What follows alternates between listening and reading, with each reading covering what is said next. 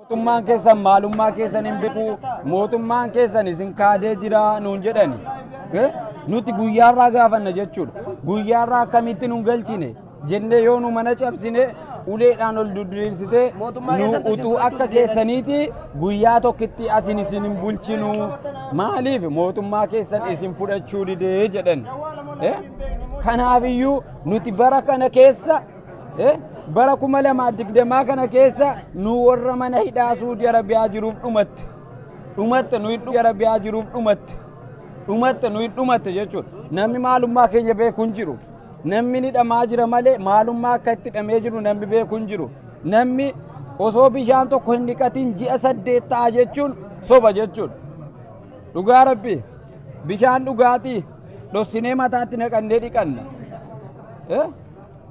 isiyyuu waan qoonqootti dhunnu hin qabnu kanaafiyyuu dararaa akkasii keessa jirra cinqii akkasii keessa jirra cinqii akkasii baannee jirra jechuudha yaa ilmaan Oromoo yaa ilmaan Itoophiyaa bakka jirtan nuunuu iyyaa uummanni obboleewwan keessan abbaan keessan dhumaa jira jechuudha cinqii kana isinitti himuudhaaf yeroo baay'ee na fudhata mataa mataarraa xiqqeessee isinii hima malee jechuudha xiqqeessee isinii hima dhugaa kitina dubbii wannan isinitti himu asitti boolaamaa iddoo kana taa'ama dhugaa isinitti hima jechuudha safuun hin jiru yeelloon hin jiru ammaamni bakka kanaa bakki rafiitii iddoo kana ammaama nyaanneedhaaf ruuza nyaannee walii wallaallee jira jechuudha cinqii akkasii nu mudattee jirti cinqii akkasii keessa jira jechuudha azabamnee jirra ammaama yoo afaan wallaaltan immoo shintibeetii keessa rafa kaan boolla shintibeetii duuchee shintibeetii keessa rafa jechuudha bakka itti gadi taa'u dhabee bakka dhaabbatu dhabee kaan osoo dhaabbatu lafti itti dhi'a mana xiqqoo meetira 5 hin geenye keessatti namni 300 hidhamee jira jechuudha mee mana xiqqoo meetira 5 geessu nama tokko ilmaan 3 wajjin hin ga'u nuti nama 300 keessa dhaabataa bulla jechuudha cinqii akkasii irriba tokko hin argannu nyaata ga'aa tokko hin argannu ruuza ashaboo malee waa tokko hin qabu jechuudha soogidda malee ruuza soogiddan naqamee ruuza adii kana qofee nyaannee jira jechuudha ruuza kana osoo nyaannu har'a ji'a 8ffaa ji'a 9ffaa waggaa tokko keessa jirra ummanni kun bifa kanaan nyaata vitaaminii tokko osoo hin argatin bifa kanaan dhumaa jira jechuudha booda du'aa namaa barbaaduu malee fayyaan namaa hin jiru akkasitti mootummaan Itoophiyaa nurratti kumaara taphataa jira jechuudha dhugaa isinitti himuudhaaf namni maalummaa keenya beeku hin jiru amma Itoophiyummaa keenya iyyuu wallaallee jirra nuti biyya hin qabnu jennee taa'aa jirra biyya maaliitti galle biyyi hin jiru askari nu galchi biyyi hin jiru eessattis hin galchina isin biyya hin qabdanu itti asitti uleedhaan nutumaa olti jechuudha kunoo rakkoo akkasii kana hunda baannee jirra jechuudha warroonni sagalee koo dhaggeeffataa jirtan namni 600 kun sheer godhaatii addunyaa nu qaqqabsiisaa addunyaa irratti aljaziiraa irratti akka viidiyoo kana sheer nu gootan abdii guddaa irraa qabna kanaafiyyuu kana caalaa wanna isitti mun jiru waan ta'eedhaafi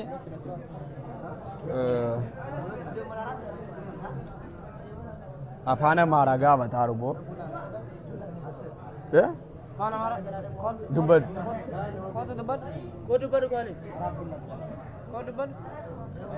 warroonni afaan amaaraa jedhaartan afaan amaaraa isiniif fida afaan oromootiin kanuma rakkoon adda addaa wanni jiru jechuudha rakkuma kana akka sheer nu gootan isin himna amma gara afaan amaaraatti isin deebisa afaan amaaraa warroonni barbaadan afaan amaaraatiin hiika isiniif godhamu jechuudha galatooma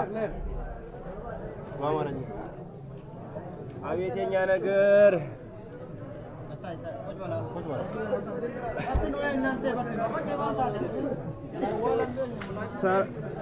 ሰላም ለኢትዮጵያ ሕዝብ ሰላም ናችሁ እንዴት ናችሁ አማን ነው ወይ የሁላችሁ እኛ እንግዲህ በሪያድ እስር ቤት እንገኛለን አሁን ከታሰርን 7ኛ ወራችን ይዘናል ማለት ነው የምንበላው የምንጠጣው እዚህ በቃ እያሰቃዩን ነው ሙከየፍ ጠፍቶ ሰው ለሰው ተደራርቦ ነው የሚተኛው ሁሉም እዚህ ቤት በአጠቃላይ እየሳለ ነው ሳል ማለት ነው እየሳልን ነው የምንስለው አሁን ወደ ቲቪ እየተቀየረብን ከ2 ከ3 ወር በላይ ሆኖናል ሐኪም ቤት ወሰዱን እንኳን ብንላቸው ወደ ሐኪም ቤት የሚወስደን ማንኛውም አካል የሚቀበለን የለም ዱላ ብቻ ነው ያለው ማለት ነው እኛ ስንናገር ዱላ ነው የሚከተለን እና እንደው የኢትዮጵያ ህዝብ እንደው ምን እያለ ያየዋል?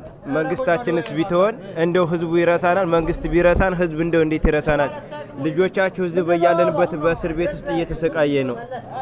የሚዘከረን አካል ጠፋ። ስለፈጠራቸው እንደው ለሚመለከተው አካል ማቅረብ፣ ለውጭ ጉዳይ ሚኒስቴር ራሱ ሪፖርት መጻፍ፣ በኤፍቢ ላይ ራሱ ይሄንን ሸር ማድረግ ለኛ በጣም ትልቅ መልካምነት ነው። እና እንደው ምን ብላችሁ ታዩታላችሁ? ይሄ ቤት አሁን ይሄን ስልክ በጣም ደብቀን አስገብተን ነው። ስልክ ራሱ ማውራት የለም። ስልካችን ራሱ ተነጥቀናል፣ ወረቀት ተነጥቀናል፣ ብራችንን ተዘርፈናል፣ ቀለበት ሳይቀር ማለት ነው። እና እንደዚህ አይነት እስር ቤት ውስጥ ነው እየተሰቃየን ያለ ነው።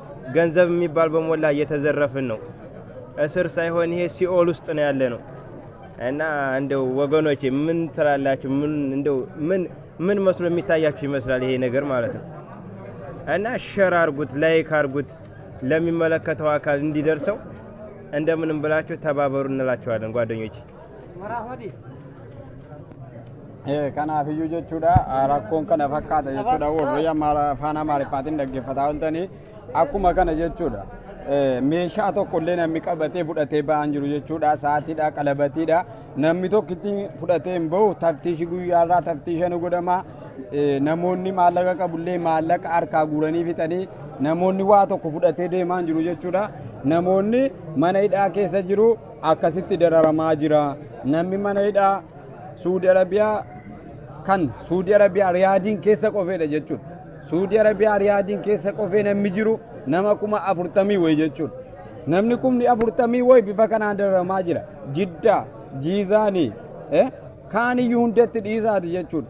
Kaan xiqqoo sinamaa wallolee jedhe asii immoo bakka jarri fuudhee geessu hin jiru sagaleen jaraa hin dhaga'amu hidhaa aayiliin naqe jedhu aayiliin nuti hin beeknu jechuudha. Aayiliin naquu malee bakka inni naqe hin beeknu. Aayiliin geeffame malee bakka inni naqe hin beeknu jechuudha. Obboleewwan keenya namoota baay'eetu nu biraa butamee deeme jechuudha.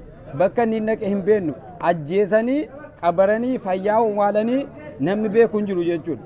Osoo mootummaa qabaanne jenne bifa kanaan hin dararamnu jechuudha. Kunoo bifa akkasiitiin dararaa cimaa keessa jirra, ukkaanfamnee jirra.